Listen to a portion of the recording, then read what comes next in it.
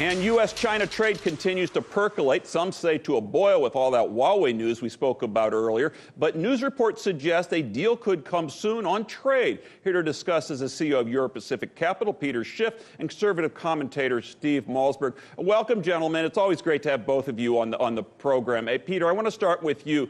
We've seen a lot of back and forth and sort of these shuttle negotiations this year. We've spoken with you about it before, Peter. But as we sort of look at this, getting to the underlying issue of state-sponsored competition with U.S. companies, with other countries too, and intellectual property are pretty tough nuts to crack. Do you think they can do it much less by the end of the month, Peter? Well, I don't think we're going to have a substantive deal that gets to the root cause of that. I think that there's going to be a deal. I've been saying that since the beginning. I think that Trump can't afford not to have a deal, so there's going to be one. But it's not going to turn around America's massive trade deficit with China, because, you know, Donald Trump pretends that the reason we have these deficits is because of incompetent trade deals negotiated by his predecessors. And since he's a great deal maker, he's going to make a much better deal. And now we're going to certainly see a big improvement in our trade balance. The problem is we're not competitive in manufacturing. We have an enormous deficit in goods, particularly with China, and there's no deal that's going to solve that. We have to get to the root cause of our problems, which is excess regulation, excess taxation, too much government that has undermined our competitiveness in manufacturing, which is something we used to dominate decades ago before government and labor unions screwed it all up for us.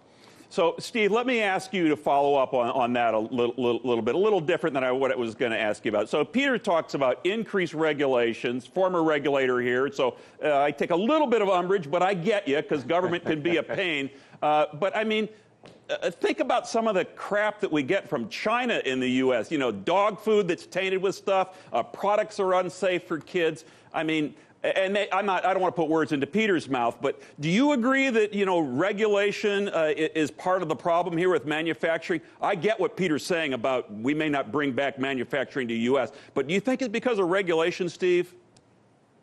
I think regulation plays a big part, and I think, you know, in all fairness to Peter, I do think, and in fairness to Donald Trump, one of the first things he did was start reversing many of the policies put into place unilaterally by the Obama administration, making it easier for businesses and for manufacturing. So I think Trump has been proactive in that regard, and manufacturing has, to an extent, and Peter knows the numbers a lot better than I do, increased since Donald Trump has taken over. We see, you know, jobs numbers go up and up and up every month in the unemployment report. So I think Donald Trump is well aware of that. And look, Donald Trump has played a big part in these talks, and he set it up from the campaign. Remember, Bart, it was China. Every other word out of his mouth was China, China, China.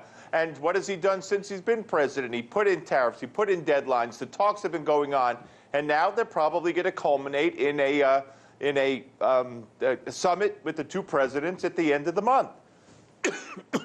Well, I hope it works out, Steve. I mean, Peter, you said that you know, the president talks about how it's always everybody else's problem, right? Everybody else was a crappy negotiator. He's the best negotiator. It didn't work so well in Hanoi last week with North Korea. But let me ask you, Peter, there's been some reporting that other nations are sort of feeling that if the U.S.-China deal does go through, that they worry about the impact of being left out. Japan, for example, wants a bilateral deal with the U.S. What do you think, Peter?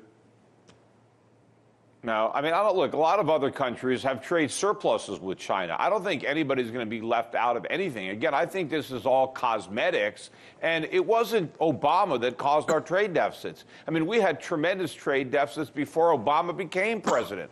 We had, you know, we finally took out the records that we set under George Bush for goods deficits under Donald Trump. We just had the worst trade deficit ever in merchandise under Trump. So the trade deficits are now bigger than they were under Obama.